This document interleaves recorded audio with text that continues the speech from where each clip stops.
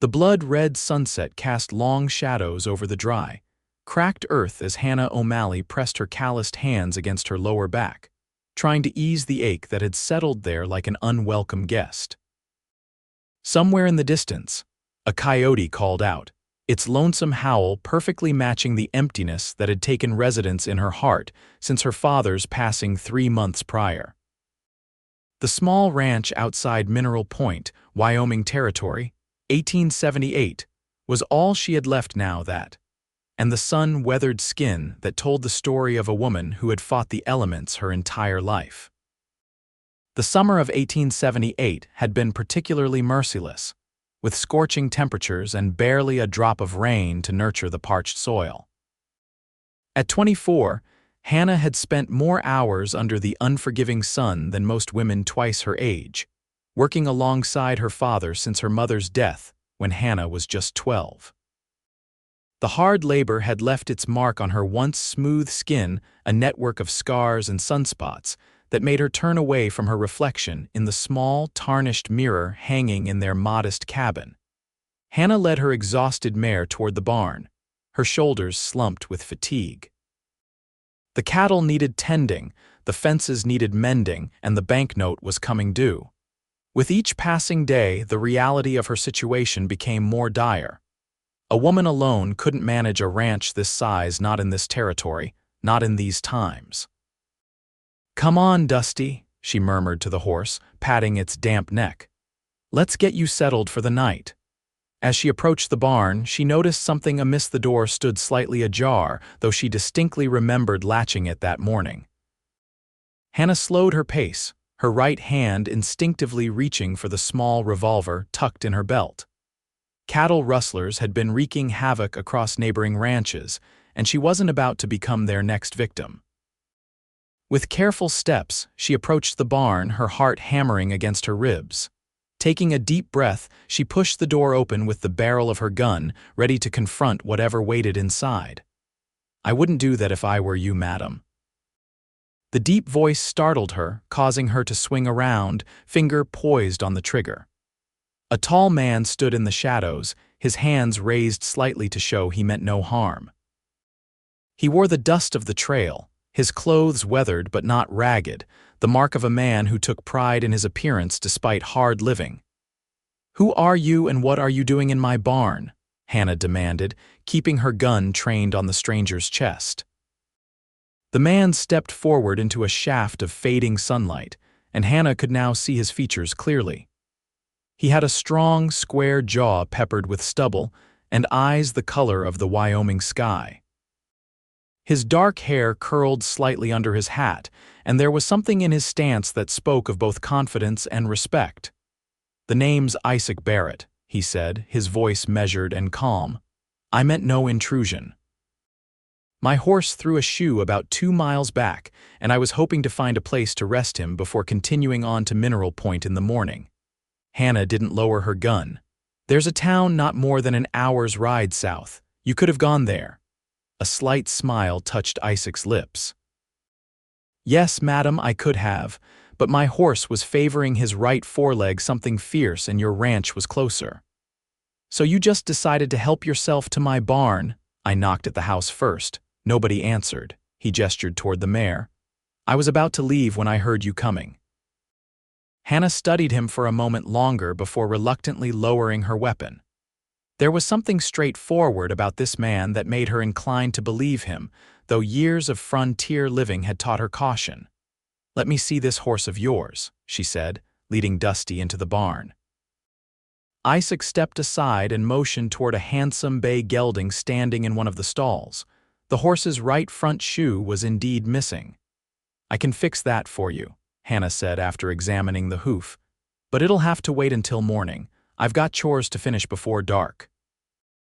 Isaac nodded. "I'd be grateful, and I'd be happy to earn my keep while I'm here. I'm handy with ranch work." Hannah wanted to refuse having a stranger on her property overnight made her uneasy, but the reality was that she needed the help. Pride warred with practicality as she considered his offer. "There's a fence line on the north pasture that needs mending," she said finally. "You can start there in the morning. For now, you can help me with the evening chores." "Yes, madam," Isaac replied with a slight nod, and Hannah noticed for the first time that despite his weathered appearance, he couldn't be more than 30. "And stop calling me madam," she added, unsaddling Dusty. "Makes me feel like somebody's grandmother. Name's Hannah, Hannah O'Malley." "Hannah," he repeated, and something in the way he said her name made her glance up at him. He was looking at her with a curious expression, his eyes taking in her sun-browned face with what appeared to be genuine interest. Self-consciously, Hannah turned away, acutely aware of her appearance. Her honey-blonde hair was pulled back in a practical braid, strands escaping to frame her face. Her once fair skin now bore the marks of years of hard work under the relentless sun, tiny lines at the corners of her eyes, freckles across her nose and cheeks, and a small scar cutting through her right eyebrow from a fall she'd taken during a cattle drive 2 years back. "Water pumps out back," she said briskly, nodding toward the door. "You can wash up there after we're done. I'll fix something to eat." Together, they worked through the evening chores, feeding the livestock, checking the chicken coop for eggs, and securing the property for the night. Hannah was surprised by how easily Isaac fell into the rhythm of the work, anticipating what needed to be done without being told.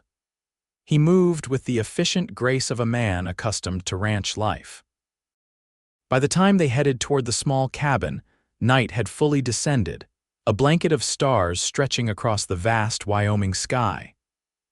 Hannah lit a lantern and hung it by the door, illuminating the simple porch where her father used to sit and smoke his pipe on warm evenings. "Your ranch has good bones," Isaac commented as they entered the cabin. "How long have you been here?" "My father claimed this land 15 years ago," Hannah replied, lighting the stove. "Built everything with his own hands. And now it's yours." There was a note of something in his voice that made Hannah stiffen. "Yes, it's mine. Why? You don't think a woman can run a ranch?" Isaac raised his hands in a placating gesture. "That's not what I meant. I was just making conversation." Hannah turned away, busying herself with preparing a simple meal of beans, salt pork, and cornbread that she'd baked that morning. She was unaccustomed to having company, especially male company, and it made her edgy. "Your father," Isaac said after a moment of silence. "He's no longer with you." "Died this past spring. Pneumonia."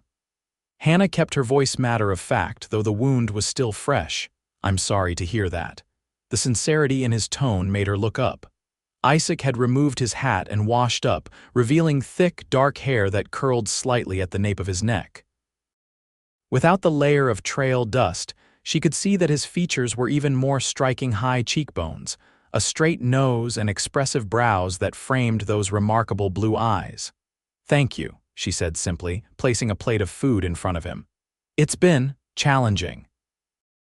They ate in companionable silence, the only sounds the scrape of forks against plates and the occasional pop from the wood stove. When they finished, Isaac insisted on helping with the dishes, and Hannah found herself oddly comforted by his presence in the small kitchen. "You can take the spare room," Hannah said when they'd finished. "It's not much, but it's clean." Isaac nodded his thanks. "I appreciate your hospitality, Miss O'Malley." "Hannah," she corrected automatically.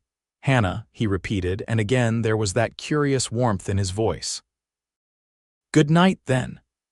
As she lay in her bed that night, listening to the unfamiliar sounds of another person moving about in her home, Hannah wondered what had possessed her to allow a stranger to stay. Perhaps it was loneliness, or maybe simple practicality. Having an extra pair of hands around the ranch, even temporarily, was a blessing she couldn't afford to refuse. Whatever the reason, she found herself looking forward to the morning with a sense of anticipation she hadn't felt in months. The sun had barely crested the horizon when Hannah awoke, the habit of early rising ingrained after years of ranch work. To her surprise, she found Isaac already up, a fire burning in the cookstove and coffee brewing. "Hope you don't mind," he said when she emerged from her bedroom, dressed in her work clothes, sturdy canvas trousers, and a faded blue shirt that had once belonged to her father. "Thought I'd make myself useful." Hannah nodded, trying not to show her surprise. Most men she knew expected to be waited on, especially by a woman. "Thank you," she said, pouring herself a cup of the strong, black coffee over a breakfast of leftover cornbread and fresh eggs. Hannah outlined the day's work. "I'll shoe your horse first thing, then we can tackle that fence line. After that, there's a section of the barn roof that needs patching before the next rain." Isaac listened attentively, nodding. "Your father taught you blacksmithing?" he asked, clearly impressed. "Among other things," Hannah replied with a small smile. "He didn't have sons, so he made do with what he had. He taught you well from what I've seen." The simple compliment warmed Hannah more than she cared to admit. She stood, clearing their plates to hide her reaction. "We should get started. There's plenty of daylight to burn." As promised, Hannah shoed Isaac's horse with practiced efficiency, heating the metal in the small forge outside the barn and shaping it with strong, sure strikes of her hammer. Isaac watched with undisguised admiration. "Most farriers I know couldn't have done a cleaner job," he said when she'd finished, running his hand down his horse's leg. "You missed your calling." Hannah wiped her forehead with her sleeve, leaving a smudge of soot across her already sun-darkened skin. "Plenty of callings to go around out here. Being particular isn't a luxury most of us can afford." They spent the rest of the morning mending the fence line, working side by side under the climbing sun. By midday, the heat was oppressive, the air shimmering above the dry grass of the pasture. Hannah pulled her hat lower over her eyes, trying to shield her already damaged skin from further harm. "You should take a break," Isaac suggested, noticing how she squinted against the glare. "The fence will still be here in an hour." Hannah shook her head stubbornly. "Work doesn't wait for comfort out here, Mr. Barrett." "Isaac," he corrected gently. "And pushing yourself to exhaustion won't get the work done any faster." Something in his tone made Hannah pause. He wasn't being condescending or treating her as incapable, he was showing genuine concern. It had been so long since anyone had worried about her well-being that she found herself at a loss for how to respond. "There's a creek not far from here," she said finally. "We could rest there for a bit. The shade would be welcome." Isaac nodded, and they gathered their tools before walking to the small creek that cut through the eastern edge of Hannah's property. The water was low due to the drought, but a cluster of cottonwoods provided a cool respite from the relentless sun. Hannah knelt by the water, splashing her face and neck, savoring the relief it brought. When she looked up, she found Isaac watching her, an unreadable expression in his eyes. Self-consciously, she touched the small scar above her eyebrow.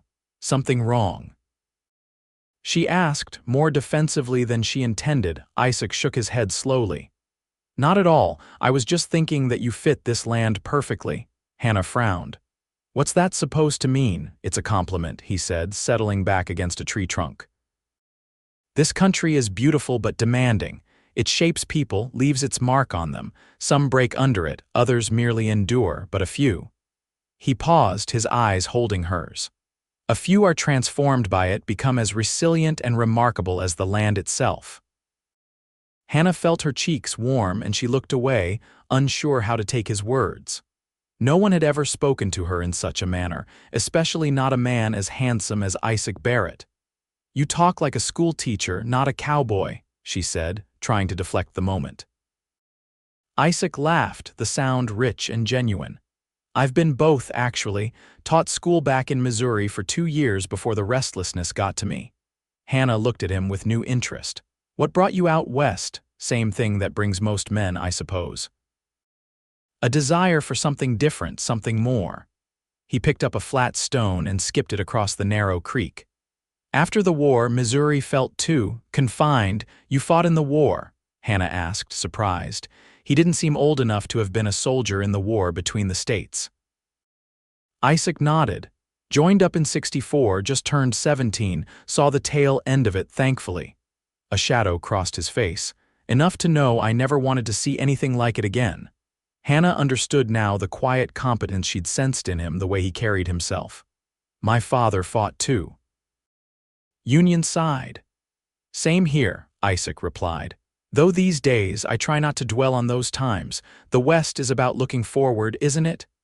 They sat in companionable silence for a while, listening to the gentle murmur of the creek and the rustling of leaves above them.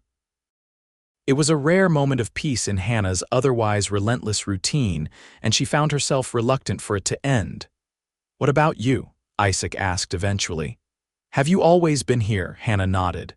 "Born in Illinois but came west with my parents when I was 9, my mother." She hesitated, memories flooding back. She never quite adapted to the frontier, the isolation, the hardships it wore her down. She died of influenza when I was 12, but truthfully, I think her spirit had given up long before that. Isaac was quiet for a moment. "That's a heavy burden for a child to bear." "Life out here is full of burdens," Hannah replied pragmatically. "You either carry them or you break. And you chose to carry them." It wasn't a question, but Hannah answered anyway. "Didn't seem like much of a choice at the time. My father needed me." And now, the simple question carried weight, forcing Hannah to consider her circumstances in a way she'd been avoiding. "Now I'm trying to keep what he built from slipping away." Isaac studied her face, noting the determination in her green eyes, the set of her jaw. "You're doing a remarkable job from what I've seen." Hannah scoffed lightly. "What you've seen is a ranch that's barely hanging on. The droughts hit us hard, and without enough hands to work the cattle properly, I'm losing ground every day. Why not hire help? With what money?" Hannah shook her head. "The bank's breathing down my neck as it is. I've got until the end of summer to make a payment or they'll foreclose." Isaac frowned. "That doesn't seem right. This land is yours." "Only if I can keep up the payments," Hannah replied, standing up.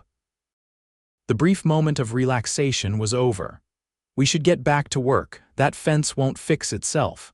As they walked back to the fence line, Isaac asked quietly, "How much do you need?" "For the bank?" Hannah shot him a sharp look. "I'm not looking for charity, Mr. Barrett." "Isaac," he corrected again. "And I wasn't offering charity. I was considering a proposition." "What kind of proposition?" Hannah's voice was wary. "I'm heading to Mineral Point to meet with some business associates. I'm looking to invest in cattle operations in this area." He paused, gauging her reaction. "Your ranch has potential. Good water despite the drought and prime grazing land. With some capital investment and additional hands, it could be profitable again." Hannah stopped walking, turning to face him fully. "Are you offering to buy my ranch?" "No," Isaac said quickly. "I'm suggesting a partnership. I provide the capital and additional labor, you provide the land and expertise. We share the profits." The offer was tempting, more tempting than Hannah wanted to admit.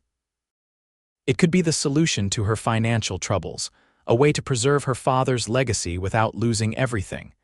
But Hannah had learned early that offers that seemed too good to be true usually were. Why would you want to partner with a struggling ranch run by a woman you just met? Isaac's expression remained earnest. "Because I recognize quality when I see it, both in land and in people. Your father built something worth preserving here, and you're clearly capable of running it. You just need resources." Hannah resumed walking, needing time to process his words. "I'll think about it," she said finally, "but I don't make decisions like that lightly." "I wouldn't expect you to," Isaac replied. "The offer stands whenever you're ready to discuss it further." They worked through the afternoon, completing the fence repairs and moving on to the barn roof. Hannah was impressed by Isaac's work ethic and skill. He didn't shy away from difficult tasks or treat her as if she needed protection. They worked as equals, and by the time the sun began to set, they had accomplished more than Hannah would have thought possible in a single day.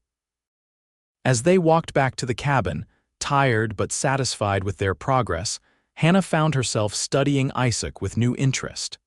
There was more to this man than met the eye: educated, capable, and with apparent financial resources. What was he really doing in this remote part of Wyoming?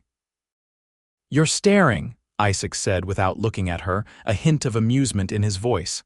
Hannah flushed, embarrassed at being caught. "Just wondering what your real story is, Mr. Barrett." "I told you my real story," he replied, glancing at her, "and it's still Isaac. Most men with money and education don't wander the frontier alone. Hannah pointed out. Isaac smiled slightly. Perhaps I'm not most men. That, Hannah thought, was becoming increasingly evident. After another simple dinner, they sat on the porch, watching as the last light faded from the sky and the stars emerged in all their glory. The night was pleasantly cool after the heat of the day, and Hannah found herself relaxing in Isaac's company. "Do you ever think about leaving?" Isaac asked after a comfortable silence. "Leaving the ranch," Hannah shook her head. "This is my home. Everything I know and love is here. Even when it's breaking your back and taking everything you have to keep it," Hannah considered his question seriously. "My father used to say that nothing worth having comes easy, this land. It's part of me now. The good years make the hard ones bearable." Isaac nodded thoughtfully. "I understand that. Still, there's a whole world beyond this territory." "Have you seen much of it?" Hannah asked, genuinely curious. "Some," Isaac replied. "Traveled east to New York once, down to New Orleans, up to the Dakota Territory. Each place has its own kind of beauty, its own challenges." "And yet you're here," Hannah observed. Isaac turned to look at her, his expression serious in the dim light from the lantern hanging by the door. "I'm beginning to think that was fortunate timing."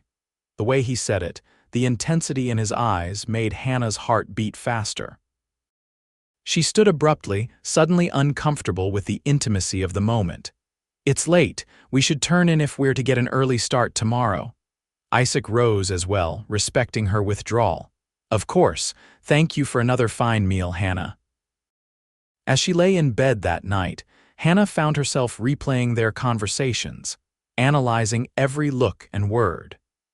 It had been so long since she'd engaged with someone on a personal level that she hardly knew what to make of her reactions to Isaac Barrett. His offer of partnership lingered in her mind. It could be the answer to her prayers, a way to save the ranch without sacrificing her independence. But entangling herself with a man she barely knew carried its own risks. Still, there was something about Isaac that inspired trust. Perhaps it was the straightforward way he spoke, or how he worked alongside her without complaint or condescension. Or maybe it was simply that she was desperate for a solution, and he represented hope when she'd almost run out of it. Hannah sighed into the darkness. Tomorrow she would ask more questions, try to determine if his proposal was as genuine as it seemed. For tonight, she would allow herself to hope, just a little. Morning came with a change in the weather, dark clouds gathering on the horizon and a chill in the air that promised rain. Hannah greeted the prospect with mixed emotions. They desperately needed moisture, but a heavy storm could create new problems for the already stressed ranch. Isaac was again up before her, this time preparing a more substantial breakfast of flapjacks and bacon. The smell filled the small cabin, making Hannah realize how long it had been since someone had cooked for her. "You didn't have to do this," she said, taking a seat at the table. Isaac set a plate in front of her. "Consider it partial payment for your hospitality. Besides, we'll need the energy if those clouds have anything to say about it." They ate quickly, both aware of the approaching storm. As they finished, Hannah decided it was time to address the offer Isaac had made the day before. "About your proposition," she began, setting down her coffee cup. "I'd need to know more specifics before I could consider it." Isaac nodded as if he'd been expecting this. "Fair enough. What would you like to know?" "Everything," Hannah replied frankly. "How much capital you're proposing to invest, what kind of return you'd expect, how decisions would be made about the running of the ranch. I won't enter into an agreement where I lose control of my land." "I wouldn't expect you to," Isaac said. He reached for his saddlebag, which he'd brought in from the barn the night before, and withdrew a leather portfolio. "I've drawn up some preliminary figures, based on what I've observed and what I know of cattle operations in this region." He spread several papers on the table, revealing detailed financial projections and a proposed partnership agreement. Hannah was impressed. Despite herself, the documents were thorough and professional, suggesting that Isaac was indeed serious about his offer. "My initial investment would be enough to clear your debt with the bank and purchase additional cattle to build your herd," Isaac explained, pointing to the figures.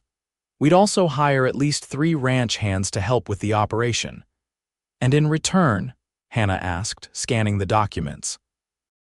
I'd receive 40% of the profits for the first 3 years, after which we'd renegotiate based on the ranch's performance. Isaac met her eyes directly. You'd retain full ownership of the land and final say on all major decisions. I'd be a silent partner in that respect. It was a fair offer, more than fair, actually.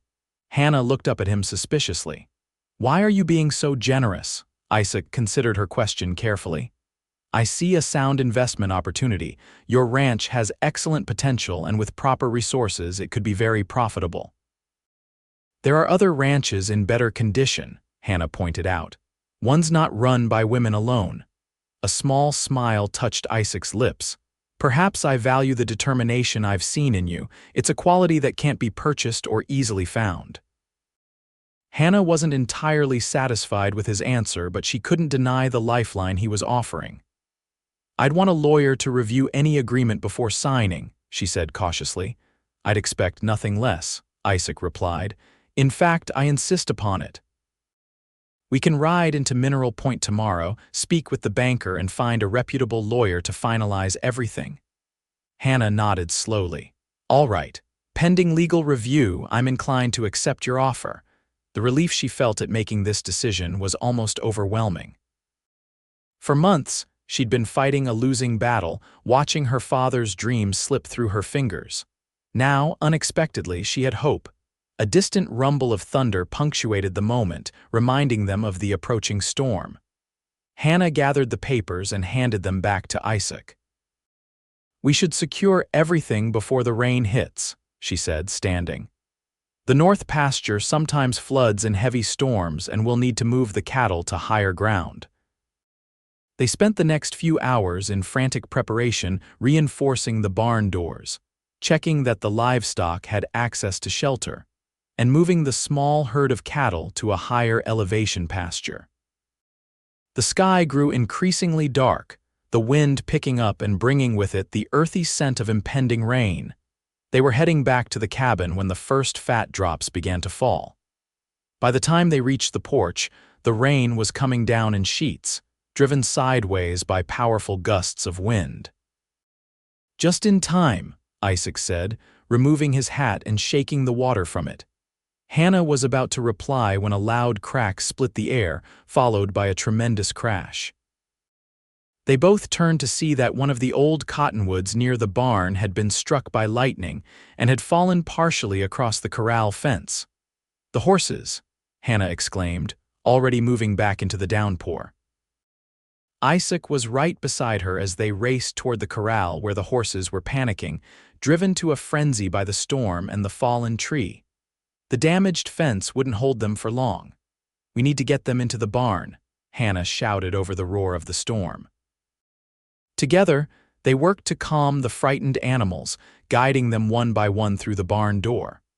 The rain made everything slick and treacherous, and the wind-driven water stung Hannah's eyes as she worked. They had just secured the last horse when Hannah heard an ominous creaking sound. Looking up, she saw a section of the barn roof beginning to lift in the powerful wind. The roof, she called to Isaac, who was securing the barn door. We need to weigh it down or we'll lose it. Isaac assessed the situation quickly. There's rope in the tack room. We can use it to lash down that section until the storm passes. Working together in the dim light of the barn, they managed to secure the loose section of roofing, though not before both were soaked to the skin and exhausted from fighting the elements. As they made their way back to the cabin through the driving rain, Hannah stumbled on the slick ground. Isaac caught her arm, steadying her, and for a moment they stood close together in the storm, the rain washing over them. Thank you, Hannah said, having to shout to be heard over the din.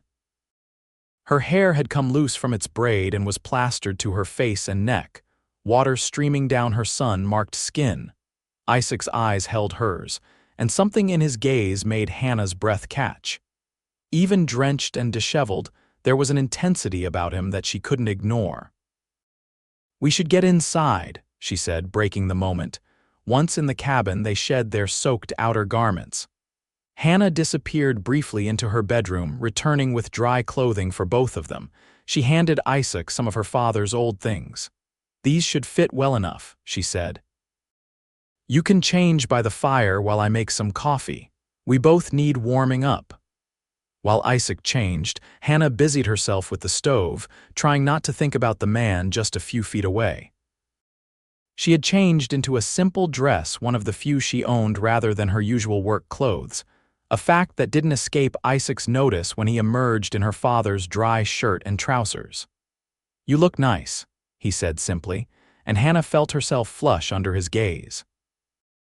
"It's practical," she replied, pouring coffee for them both. "My other things were soaked through." They sat by the fire, listening to the storm rage outside. The rain drummed on the roof, but the cabin was snug and warm, creating an intimate atmosphere that Hannah found both comforting and unsettling. "Your quick thinking saved the barn roof," she said after a while. "I'm not sure I could have managed that alone." Isaac shrugged modestly. "You'd have figured something out. You strike me as very resourceful. Still, I'm grateful you were here." Hannah looked into her coffee cup, finding it easier than meeting his eyes. "It's been challenging doing everything alone since my father died. You don't have any other family?" Isaac asked gently. Hannah shook her head. "Just a distant cousin back in Illinois. We haven't had contact in years. And friends in town, some," Hannah admitted. "But everyone has their own struggles. There's only so much help one can ask for." Isaac was quiet for a moment, considering her words. "It takes courage to face such circumstances alone. Most women in your position would have sold the ranch and moved to town long ago." Hannah smiled ruefully. "Most women in my position wouldn't have been raised to run a cattle ranch in the first place. My father didn't raise me to quit when things got difficult. He raised you to be extraordinary," Isaac said with such sincerity that Hannah had to look up. Their eyes met across the small space between them, and Hannah felt a warmth that had nothing to do with the fire or the coffee. There was admiration in Isaac's gaze, but something more as well, a kind of wondering assessment that made her intensely aware of herself as a woman, not just a rancher.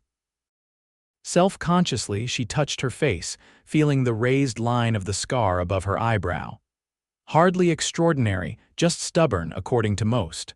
Isaac smiled slightly. "Stubbornness can be a virtue in the right circumstances."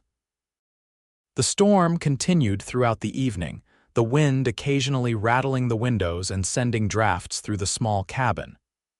They shared a simple dinner, talking easily about the ranch, the territory, and their experiences of frontier life. It struck Hannah how comfortable she felt with Isaac, despite having known him for such a short time. There was an ease to their conversations, a mutual respect that she'd rarely encountered with men outside her father. As the evening grew later, their talk turned more personal. Isaac spoke of his family back in Missouri, parents now gone, a younger sister married to a shopkeeper in St. Louis.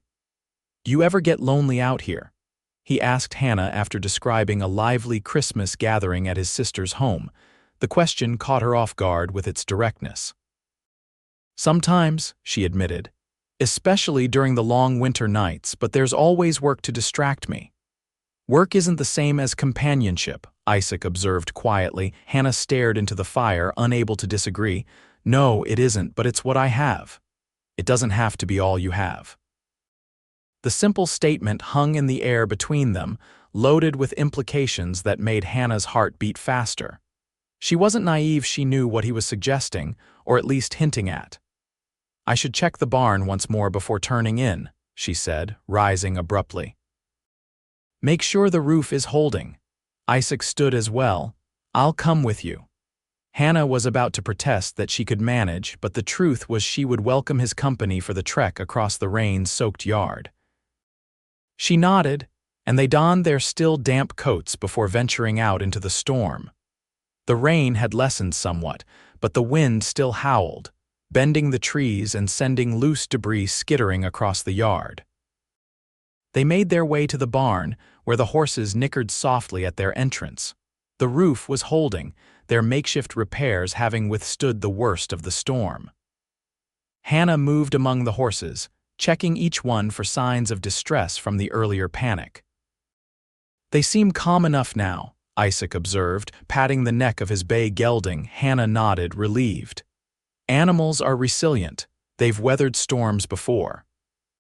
"Like their mistress," Isaac said, and Hannah looked up to find him watching her with that same intense gaze that had unsettled her earlier.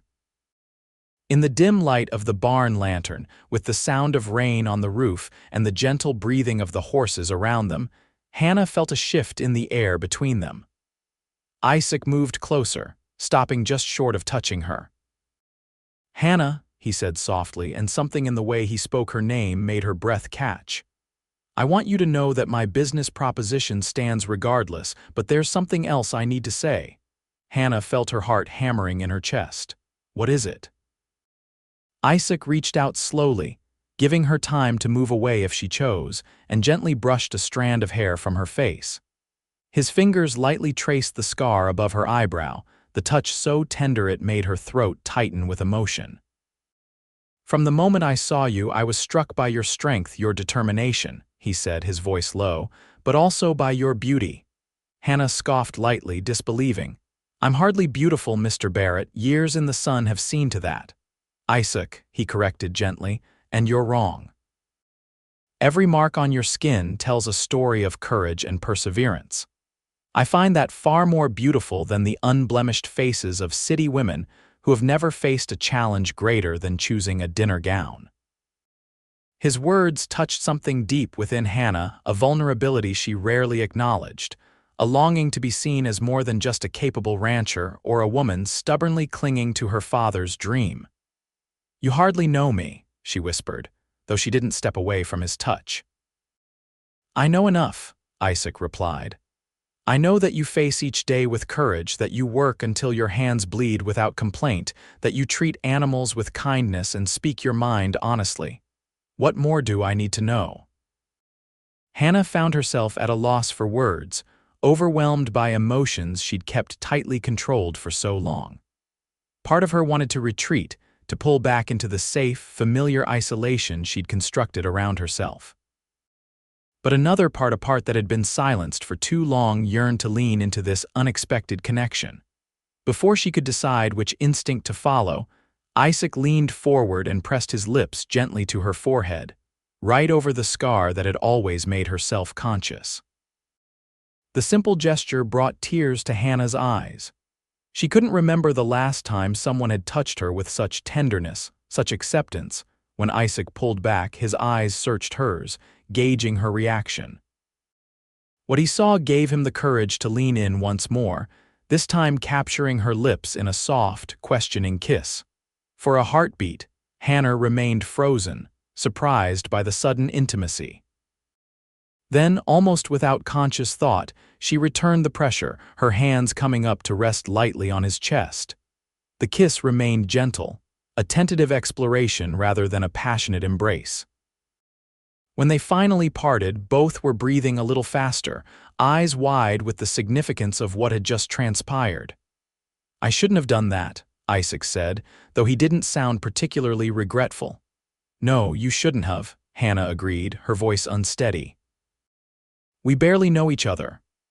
"Do you want me to apologize?" Hannah considered the question seriously, then shook her head. "No, but I need time. This is unexpected." Isaac nodded, respecting her need for space. "Of course, we have plenty of time." As they walked back to the cabin through the now gentle rain, Hannah felt as if something fundamental had shifted in her world. For so long, she had focused solely on survival, on maintaining her father's legacy. The possibility of something more of companionship, of love, had seemed so remote as to be irrelevant. Now, with this man walking beside her, that possibility suddenly seemed very real indeed. Back in the cabin, they said their goodnights with a new awkwardness, both acutely aware of the kiss they had shared and the unspoken possibilities it represented. Hannah retreated to her bedroom, her mind racing with thoughts too numerous and complex to untangle. Sleep came fitfully, dreams weaving in and out of consciousness until dawn finally broke, revealing a world washed clean by the night's storm. Hannah rose early, as was her habit, and found the main room empty. A moment of panic seized her had Isaac left. Had the kiss and all it implied frightened him away, but then she spotted his saddlebag still by the door, and relief washed over her. Stepping onto the porch, she saw him by the corral, already at work repairing the damage from the fallen tree. The sight of him, sleeves rolled up as he worked in the early morning light, stirred something in Hannah that she had thought long buried, a yearning not just for companionship but for partnership, for sharing her life and her struggles with someone who understood them. Taking a deep breath, she stepped off the porch and walked toward him, ready to face whatever the new day might bring. "Good morning," she called as she approached. Isaac looked up, a smile spreading across his face at the sight of her. "Good morning." "I hope you don't mind. I thought I'd get started on the repairs." "I don't mind at all," Hannah replied, coming to stand beside him. "Thank you." Their eyes met, and the memory of the previous night's kiss hung between them. Neither mentioned it directly, but it informed every glance, every careful movement as they worked side by side throughout the morning. By midday, they had repaired the corral fence and were assessing the damage to other parts of the ranch.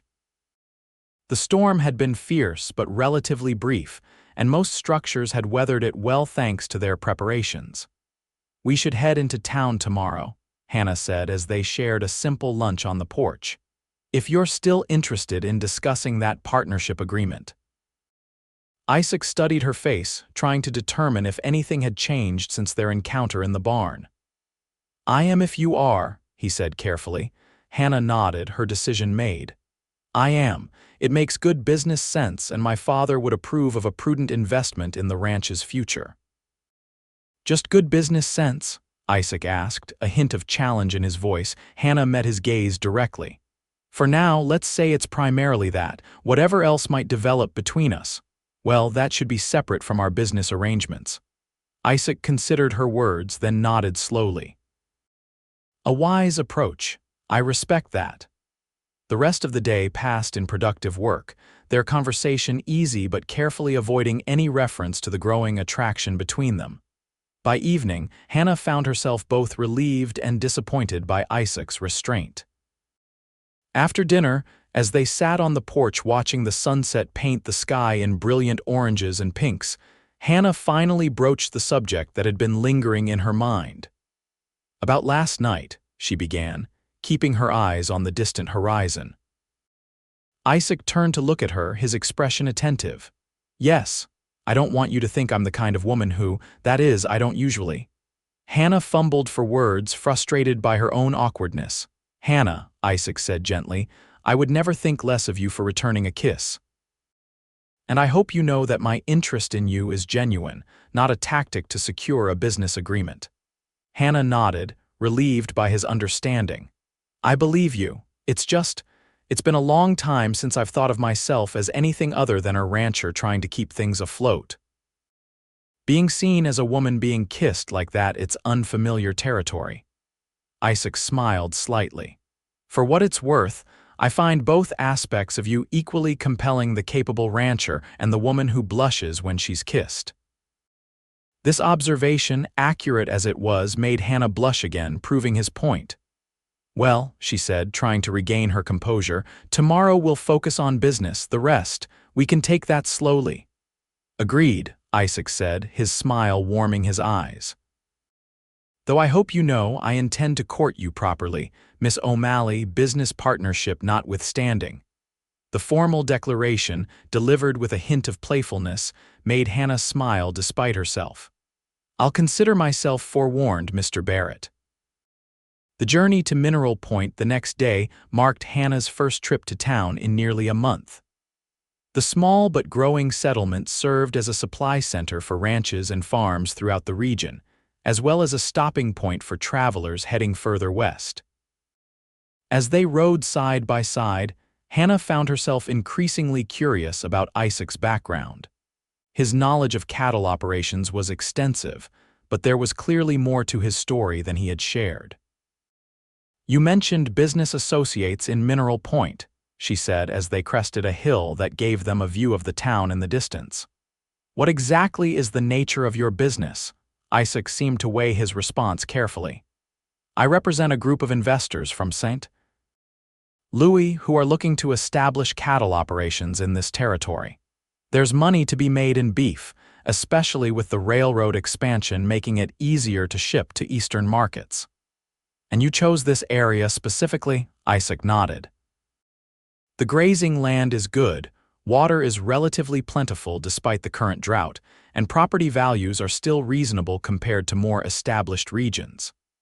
It was a logical explanation, and Hannah had no reason to doubt it, yet she sensed there was more he wasn't saying. Before she could press further, they arrived at the outskirts of town. Mineral Point was busier than usual, with wagons and riders filling the main street. A banner strung across the street announced a community celebration scheduled for the coming weekend, the town's founding anniversary. Looks like we picked an eventful day to visit, Isaac observed as they tied their horses outside the bank. The bank manager, Mr. Peterson, was a thin, balding man who had always treated Hannah with thinly veiled condescension. His demeanor changed markedly, however, when Isaac introduced himself and explained the nature of their visit. A partnership agreement? Peterson repeated, looking between them with new interest. Well, that's certainly a sensible arrangement, Miss O'Malley. Your father's property has great potential with the right management. Hannah bit back a retort at his implication that her management had been lacking. Isaac, noting her reaction, smoothly interjected.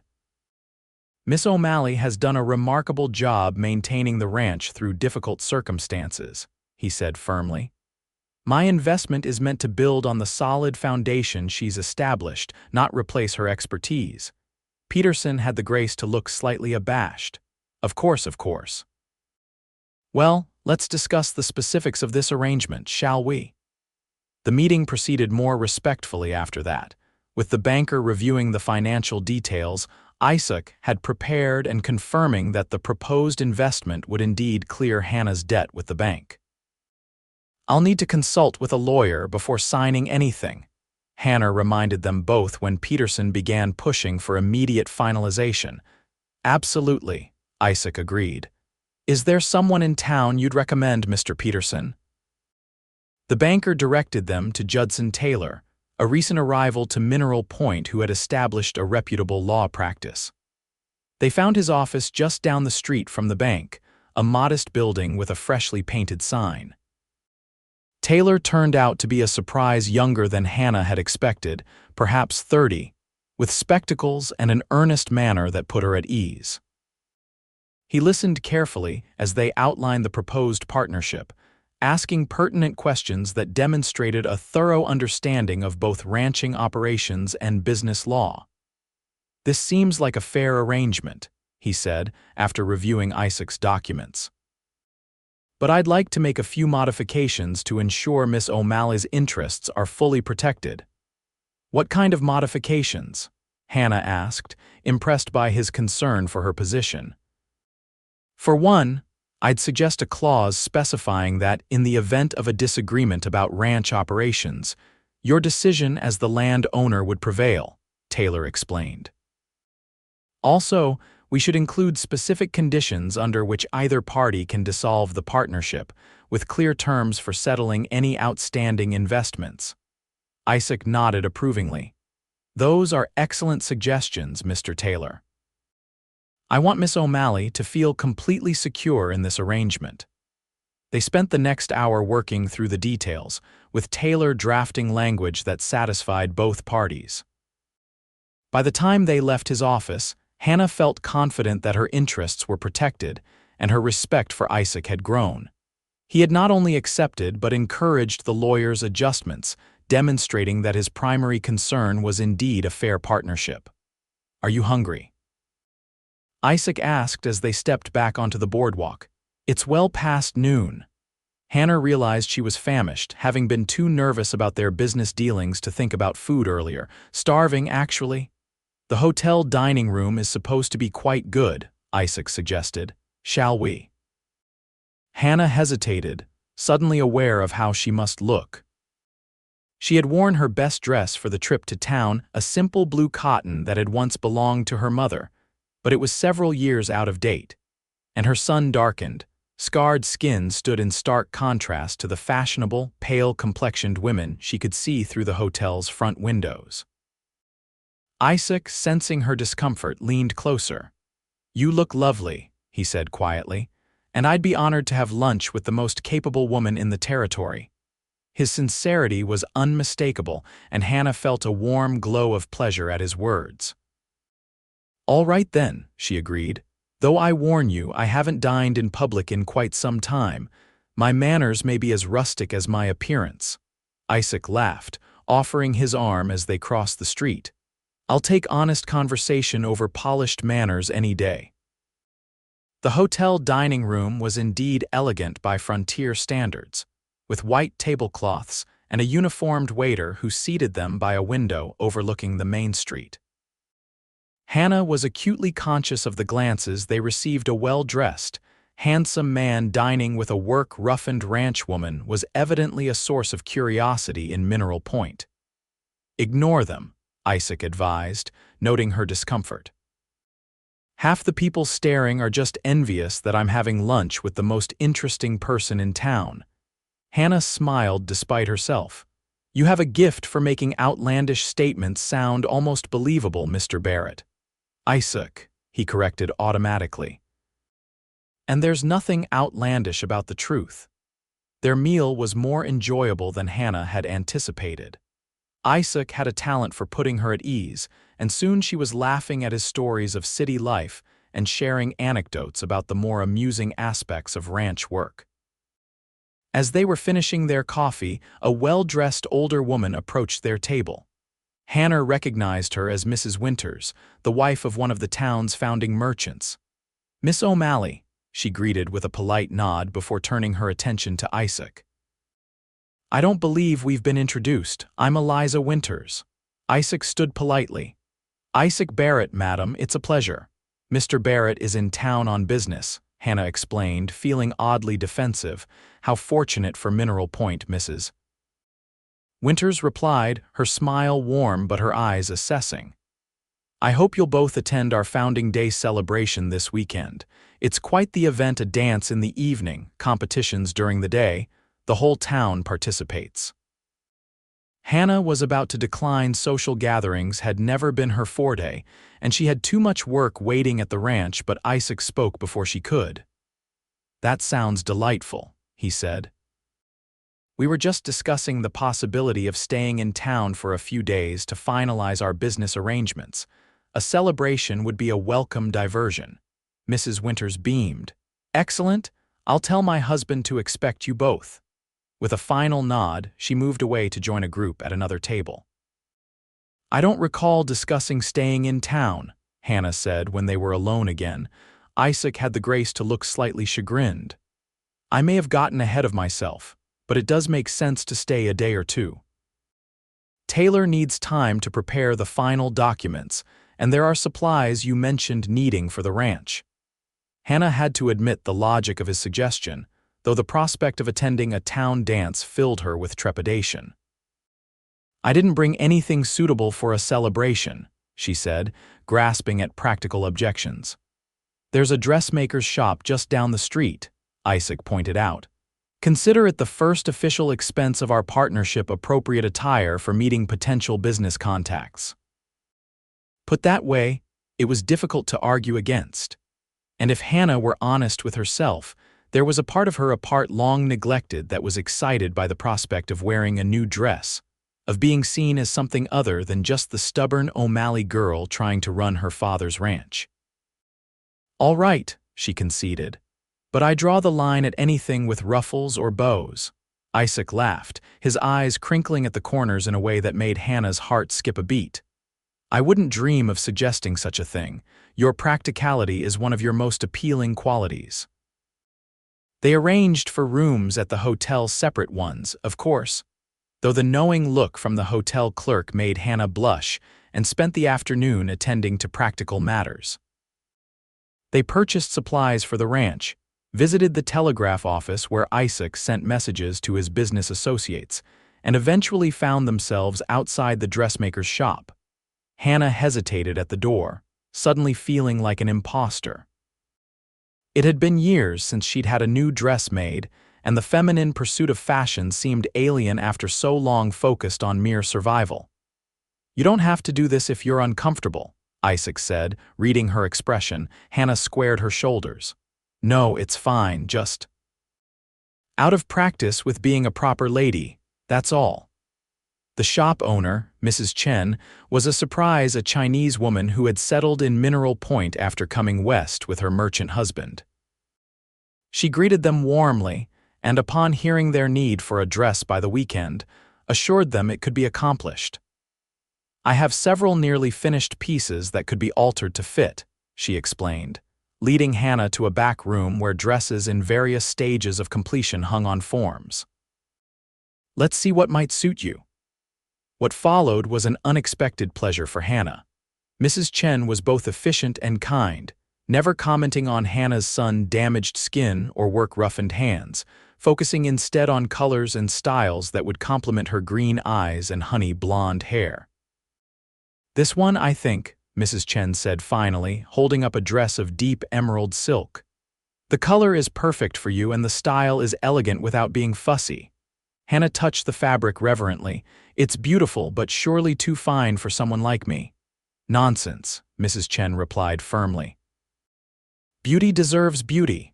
Try it on, at least." When Hannah emerged from the changing area, the dress pinned in place where alterations would be needed, she found Isaac waiting in the shop's front room.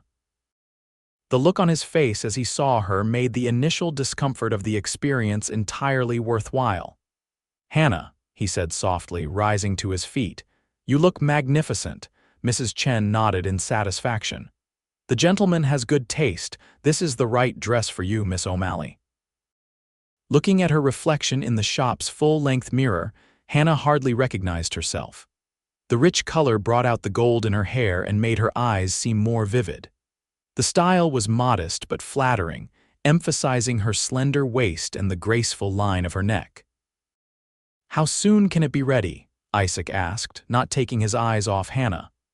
"For this lovely lady, I will work through the night if necessary," Mrs. Chen assured them. "Come tomorrow afternoon for the final fitting and it will be ready for Saturday's celebration." As they left the shop, Hannah felt a curious mixture of emotions: pleasure at Isaac's obvious admiration, lingering discomfort at being the center of attention, and a surprising excitement about the upcoming dance. "Thank you," she said as they walked back toward the hotel. "That was unexpectedly pleasant." Isaac smiled down at her. "You deserve beautiful things, Hannah, and moments of joy beyond work and worry." His words touched something deep within her, a longing she had suppressed for so long that acknowledging it now was almost painful. "It's been a while since I thought about what I deserve rather than what needs to be done." "Perhaps it's time to start," Isaac suggested gently. That evening, they dined again at the hotel, this time joined by Judson Taylor, who had accepted Isaac's invitation to discuss the final details of their agreement. The young lawyer proved to be engaging company with a dry wit and a refreshing lack of pretension. "So you came all the way from St. Louis to invest in Wyoming cattle?" Taylor asked Isaac as they enjoyed their meal. "The opportunities here are significant," Isaac replied. "Eastern markets are hungry for beef, and this territory has ideal conditions for raising it." "Assuming the drought breaks," Hannah added practically. "It will," Isaac assured her. "Weather patterns in this region tend to be cyclical. Next year could bring more rain than you know what to do with." "That's what my father always said," Hannah acknowledged. "He claimed a rancher needs 3 things: patience, perseverance, and faith in next year's weather." "A wise man," Isaac commented. "I wish I could have met him." The simple statement carried a weight that wasn't lost on Hannah. If things continued on their current trajectory, Isaac might become more than just her business partner. The thought was both thrilling and terrifying. After dinner, Taylor excused himself, promising to have the revised agreement ready for their review the following afternoon. Hannah and Isaac took a walk along the town's main street, enjoying the cool evening air and the novel experience of leisure time together. "Tell me something about yourself that I don't know yet," Isaac requested as they strolled past darkened shop windows. Hannah considered the question. "I used to want to be a school teacher," she admitted. "Before my mother died, I loved books, still do when I can find the time for them." "What changed your mind?" "Life," Hannah replied simply. "After Mother passed, Father needed help with everything. There wasn't time for schooling beyond the basics, and then I discovered I had a knack for ranch work, that I loved the land and the animals as much as he did." Isaac nodded thoughtfully. "Do you ever regret the path not taken?" "Sometimes," Hannah acknowledged. "On cold winter nights when the work is done and the silence is too complete. But mostly no, this life has shaped me for better or worse." "Decidedly for better," Isaac said, his hand brushing against hers as they walked. "Your turn to ask me something." Hannah seized the opportunity. "Why aren't you married? A successful, educated man like yourself must have had opportunities." If the direct question surprised Isaac, he didn't show it. "There was someone once, in St. Louis before I started traveling. We were engaged briefly." "What happened?" Hannah asked, genuinely curious. "She decided a man who preferred the open country to city drawing rooms wasn't a suitable husband after all," Isaac replied, his tone light but with an undercurrent of old pain. "And she was right in her way. We wanted different lives." Hannah nodded in understanding. "That's often the heart of it, isn't it? Compatible dreams matter more than compatible personalities." Isaac looked at her with appreciation. "Exactly, though ideally one finds both." Their hands brushed again, and this time Hannah didn't pull away when Isaac gently captured her fingers with his own. They walked the rest of the way back to the hotel hand in hand, a simple gesture that felt profoundly significant. At the foot of the stairs that led to their separate rooms, Isaac paused. "Thank you for a lovely evening, Hannah." "Thank you for everything," she replied, suddenly shy despite the growing comfort between them. Isaac leaned down slowly, giving her ample time to step away if she chose. When she didn't, he placed a gentle kiss on her cheek, his lips lingering just long enough to make her breath catch. "Good night," he whispered near her ear. "Dream of dancing." As Hannah prepared for bed in her hotel room, a luxury she hadn't experienced in years, she found herself doing exactly that. The prospect of the upcoming celebration, of wearing the beautiful green dress, of dancing in Isaac's arms. It was like discovering a part of herself she had thought lost forever. For the first time in longer than she could remember, Hannah O'Malley fell asleep thinking not of ranch work or financial worries, but of possibility and hope. The next day brought a flurry of activity. They met with Taylor to review the final partnership agreement, which now included all the protective clauses the lawyer had suggested. Hannah read each page carefully, appreciating both Isaac's patience and his evident approval of her thoroughness. "It's your future we're discussing," he said when she apologized for the time she was taking. "Take all the time you need." By early afternoon, both had signed the agreement, with Taylor and his clerk serving as witnesses.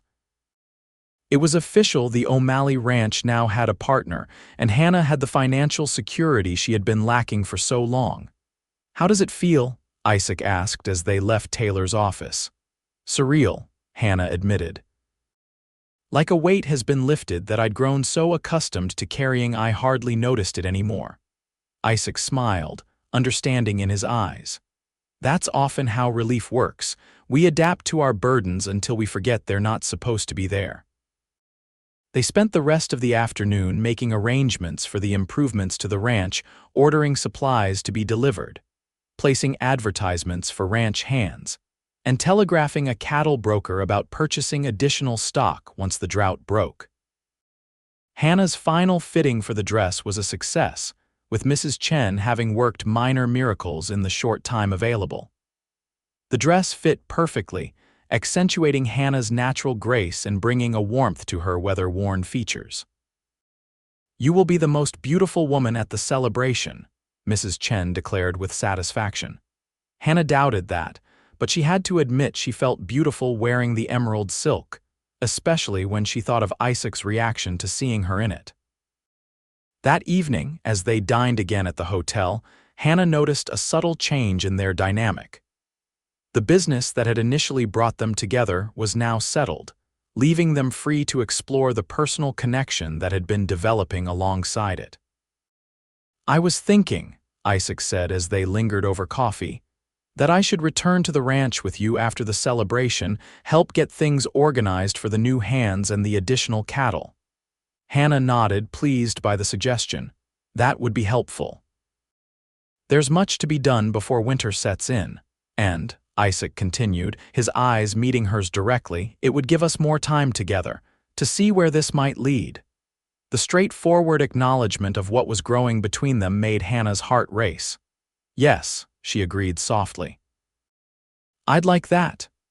The day of the founding celebration dawned clear and bright, the recent rain having cleared the air of dust and brought a hint of green back to the surrounding countryside. Hannah spent the morning in pleasant anticipation, taking extra care with her appearance in a way she hadn't done in years. By late afternoon, the town was transformed.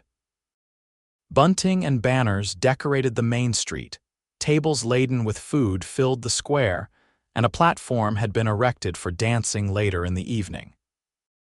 Children ran laughing between the stalls set up for games and contests, while adults gathered in groups, the men discussing crops and cattle prices, the women exchanging news and recipes.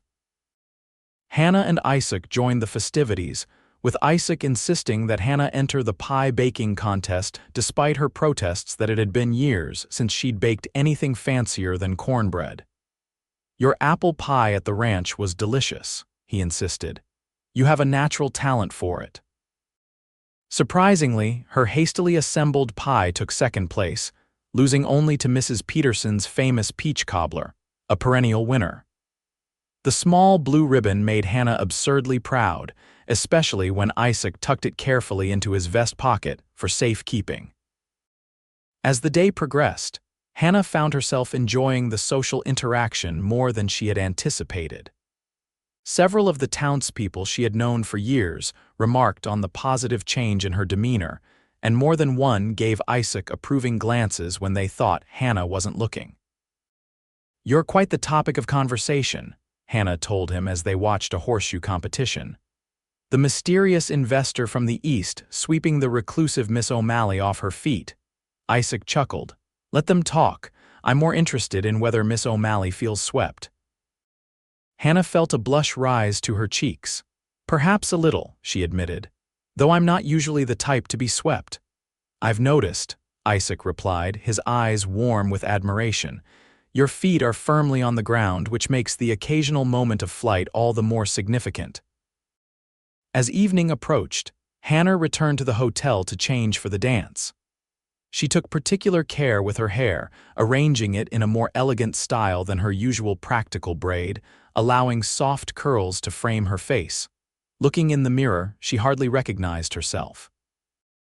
The emerald dress brought a glow to her skin, making even the scars and sun marks seem less prominent. For once, Hannah didn't see the flaws first. She saw a woman who had endured, who had built a life with her own hands, and who was, perhaps, finally allowing herself a chance at happiness. Isaac was waiting for her in the hotel lobby, dressed in a well-cut suit that emphasized his broad shoulders and athletic build. The look on his face when he saw her descending the stairs made every penny spent on the dress worthwhile.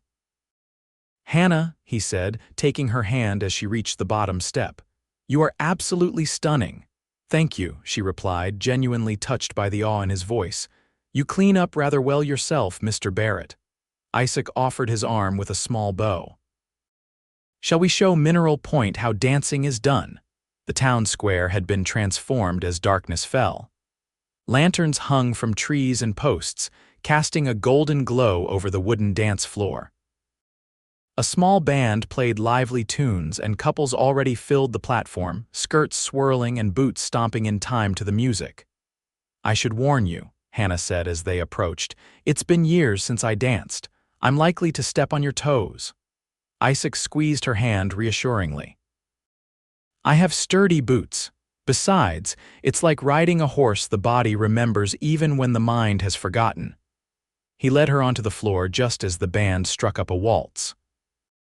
With gentle confidence, Isaac placed one hand at her waist, took her other hand in his, and guided her into the rhythm of the dance. To Hannah's surprise, Isaac was right, her body did remember. After a few tentative steps, she relaxed into the movement, allowing Isaac to lead her through turns and sweeps that made her dress billow around her ankles. "See," Isaac murmured close to her ear, "you're a natural." As they danced, Hannah became aware of glances from the other couples and onlookers, some curious, some approving, a few frankly envious. Mrs. Winters, in particular, was watching them with evident satisfaction, as if she had personally arranged their partnership. "Everyone's staring," Hannah whispered to Isaac. "Let them," he replied, his eyes never leaving her face. "They're seeing what I saw from the first moment, a remarkable woman who outshines everyone else in the room." The simple sincerity in his voice made Hannah's heart swell with emotion. In that moment, with the music surrounding them and Isaac's strong arms guiding her through the dance, she allowed herself to fully acknowledge what had been growing in her heart since he arrived at her barn door. She was falling in love with Isaac Barrett. The realization should have frightened her. Love was a complication she hadn't sought, a vulnerability she couldn't afford. Yet somehow, with Isaac, it felt like strength rather than weakness, like finding solid ground after years of uncertainty. They danced until Hannah's cheeks were flushed and her feet began to protest the unaccustomed activity. When Isaac suggested a break, she gladly accepted, allowing him to lead her to a quieter corner of the square where refreshments were being served. "You dance beautifully," he told her as he handed her a cup of punch. "Like you were born to it," Hannah laughed. "Hardly, but my mother insisted I learn the basics before we left Illinois. She was determined I would be a lady despite the frontier." "She would be proud of you," Isaac said gently. "You've managed to be both a lady and one of the most capable ranchers in the territory." The reference to her dual nature, the practical rancher and the woman who could still feel joy in a dance, touched Hannah deeply. Isaac saw all of her, not just the parts that fit conventional expectations. As the evening progressed, they alternated between dancing and conversing with various townspeople. Hannah was surprised to find herself enjoying the social interaction, especially with Isaac by her side, his quiet support making even challenging encounters manageable. When the band announced the last dance, a slow waltz that would close the evening's festivities, Isaac led Hannah back to the floor. This time, he held her closer, their bodies moving in perfect harmony as the music washed over them. "I've been thinking," Isaac said softly, his lips close to her ear, "about what happens next." Hannah looked up at him, her heart beating rapidly. "And what have you concluded?" "That I want to stay," he replied simply. "Not just for the ranch, not just for the partnership, for you, Hannah." The directness of his declaration took her breath away. "Isaac, you don't need to answer now," he assured her, guiding her through a gentle turn. "I know this has all happened quickly. I just wanted you to know my intentions." Hannah was silent for a moment, processing his words and her own feelings. When she spoke, it was with the same honesty he had shown her. "I want you to stay too," she admitted. "When you came to my barn that first day, I never imagined this. But now, I can't imagine going back to the way things were before." Isaac's hand tightened slightly at her waist, drawing her imperceptibly closer. "Then I'll stay, for as long as you want me to." As the music came to a close, Isaac lowered his head and kissed her, right there on the dance floor with half the town watching. It was a gentle kiss, respectful but unmistakably affectionate, a public declaration of his feelings. When they parted, Hannah was aware of murmurs and a few scattered applause from onlookers, but she found she didn't care. The approval in Isaac's eyes was all that mattered. They walked back to the hotel hand in hand, the night air cool on their flushed faces. At Hannah's door, Isaac kissed her again, this time with a deeper intensity that spoke of feelings too powerful to be fully contained. "Good night, Hannah," he whispered against her lips. "Dream of tomorrow." Hannah slept soundly that night, her dreams filled with dancing and the promise of a future brighter than she had dared to imagine just days ago. They returned to the ranch the next morning, both eager to begin implementing the plans they had made. The partnership agreement, safely stored in Hannah's saddlebag, represented not just financial security but a new chapter in her life. Over the following weeks, the ranch underwent a transformation. 3 experienced ranch hands were hired, materials were delivered for repairs and improvements, and the first new cattle were purchased and added to Hannah's small herd. Through it all, Isaac worked alongside Hannah and the new hands, demonstrating both his knowledge of ranch operations and his willingness to tackle even the most demanding tasks. He never treated Hannah as anything less than an equal partner, always seeking her input on decisions and deferring to her expertise about the land she knew so well. Their personal relationship developed in parallel with their business success.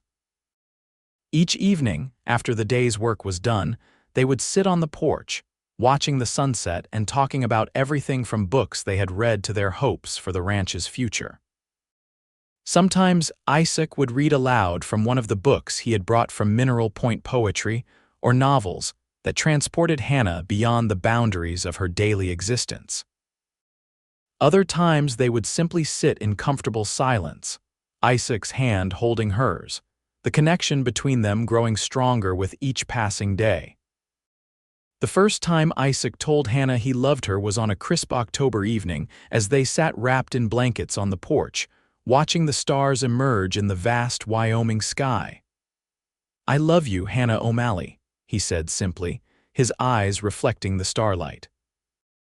"I think I have since that first day when you pointed your gun at me in the barn." Hannah laughed at the memory, but her eyes were serious as she met his gaze.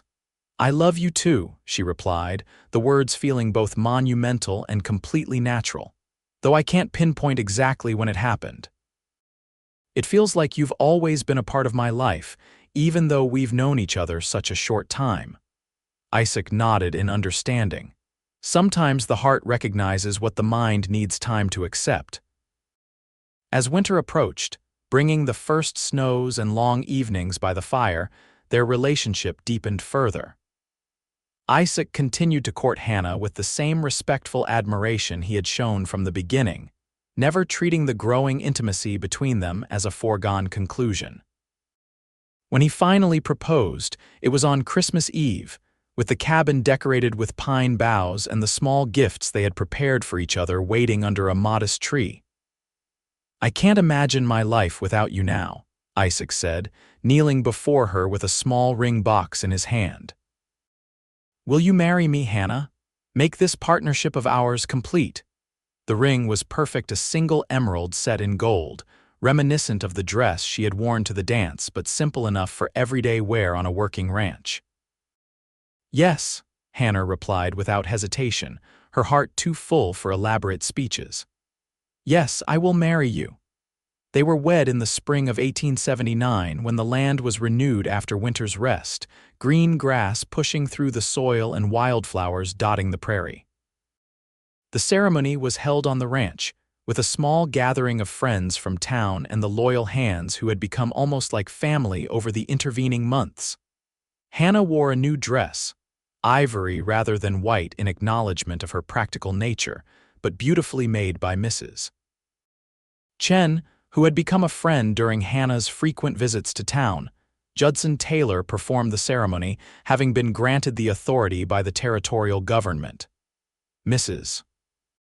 Winters organized the celebration that followed, her initial curiosity about their relationship having blossomed into genuine affection for the couple. As Hannah stood beside Isaac, reciting vows to love and cherish him for all her days, she marveled at how completely her life had changed in less than a year. From solitary struggle to shared purpose, from resigned acceptance of her circumstances to joyful anticipation of the future. Isaac's vows to her included a promise that made tears spring to Hannah's eyes. "I will love every part of you, Hannah, your strength and your vulnerability, your determination and your gentleness. Every mark on your skin tells the story of a woman I admire beyond words, and I will treasure each one as I treasure you completely and without reservation." Their first year of marriage brought both challenges and triumphs. The drought finally broke, bringing nourishing rains that transformed the pastures and filled the creeks. The cattle flourished, and the first major sale to eastern markets proved the wisdom of their partnership. The ranch house expanded to accommodate their growing ambitions, with Isaac designing a new wing that included a proper library where Hannah could indulge her love of books. They worked side by side during the day, building their dream together, and at night they shared the deep connection of two people whose lives had become joyfully intertwined. In the spring of 1880, Hannah discovered she was expecting their first child. Isaac's reaction was everything she could have hoped for: wonder, excitement, and tender concern for her well-being. "You'll need to take it easier," he insisted, trying to restrict her more strenuous activities around the ranch. Hannah laughed at his protectiveness. "Women have been having babies on the frontier since there was a frontier, Isaac. I'm not made of glass." Nevertheless, she allowed him to fuss over her, secretly touched by his concern and willing to compromise for the sake of their child. The ranch hands, too, became protective of the boss lady, as they called her, often stepping in to handle tasks that might have strained her as her pregnancy progressed. Their son, James Michael Barrett, was born in the depths of winter, with snow piled high around the ranch house and a doctor hastily summoned from Mineral Point. The birth was difficult but ultimately successful, and when Isaac first held his son, the look of wonder on his face made all the pain worthwhile for Hannah. "He has your eyes," Isaac said, gently touching the infant's downy head, "and I suspect he'll have your determination as well." Hannah smiled, exhausted but deeply content. "As long as he has your kindness, he'll be a fine man." The years that followed brought more children: a daughter, Elizabeth, born 2 years after James, and another son, William, 2 years after that. The ranch prospered under their joint management, eventually becoming one of the most successful operations in the territory. Isaac's business acumen combined with Hannah's practical knowledge of the land proved an unbeatable combination. They weathered the inevitable setbacks: harsh winters, fluctuating beef prices, occasional disputes with neighboring ranchers, with the same partnership that characterized every aspect of their life together. Through it all, Isaac never lost his appreciation for Hannah's unique beauty. Even as they both aged, new lines appearing around their eyes and gray threading through their hair, he would often trace the scars and marks on her skin with the same reverence he had shown when they first met. "Do you ever regret it?" Hannah asked him once on the evening of their 15th wedding anniversary. "Tying your future to a sun-scarred ranch woman when you could have had your pick of city belles," Isaac's answer was immediate and sincere. "Never, not for a single moment. Those city belles didn't have your strength, your courage, your connection to this land." He touched her cheek gently. "Or your true beauty, which comes from within but is written on every inch of your remarkable skin." As they watched their children grow, James with his mother's practical nature and love of the land, Elizabeth with her father's quick mind and love of books, William with a blend of both their best qualities, Hannah often reflected on the strange twists of fate that had brought Isaac to her barn door that summer day. "Do you believe in destiny?" she asked him one evening as they sat on the porch of their expanded home, watching their children playing with the ranch dogs in the twilight. Isaac considered the question seriously, as he did all questions Hannah posed. "I believe that life presents us with moments of choice," he said finally, "and that the choices we make to open a door, to offer help, to see beauty where others might not, those create what some might call destiny." Hannah nodded, understanding his meaning. "Then I'm grateful for the choices that led you to my door and the choice I made to let you stay." "As am I," Isaac replied, taking her hand in his. "Every single day." Their love story became something of a legend in Mineral Point, how the Eastern investor had seen what others had missed, recognizing the true value in both the struggling ranch and its determined owner. Young couples starting out were often advised to follow the example of the Barretts, whose partnership in business and life demonstrated the power of mutual respect and shared purpose. When their eldest son eventually took over management of the ranch, allowing Hannah and Isaac to step back into advisory roles, they found new pleasures in their hard-earned leisure. Isaac finally took Hannah east to visit the cities he had known in his youth, and she discovered a world beyond the boundaries of Wyoming territory. Yet they always returned to the ranch, to the land that had shaped them both and the home they had built together. In their later years, they could often be found on the porch where they had spent so many evenings, Hannah's once blonde hair now silver, Isaac's tall frame still strong but slightly stooped with age. Their grandchildren loved to hear the story of how they met, of the scarred woman and the man who had seen beyond the marks to the beauty beneath. It became a family touchstone, a reminder that true value isn't always evident at first glance. "Grandfather saw the real you when no one else did," their eldest granddaughter once said to Hannah, her young face earnest. Hannah had smiled and shaken her head slightly. "No, dear one, he didn't see past anything. He saw everything, every mark, every scar, every sign of the life I had lived. And he found beauty in it all, not despite it." That, Hannah knew, was the true miracle of their love story.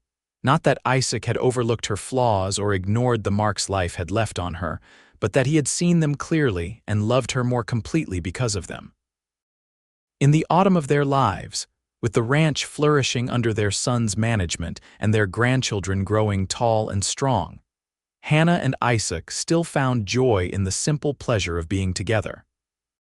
Each sunset shared, each quiet conversation, each gentle touch remained a treasure, made more precious by the awareness that nothing in life lasts forever. "No regrets?" Isaac would sometimes ask her in the quiet moments before sleep. And Hannah would always answer the same way, her heart as full in their twilight years as it had been in the brightness of their beginning. "None. Every step of the path, every mark along the way led me to you. How could I regret a single one?"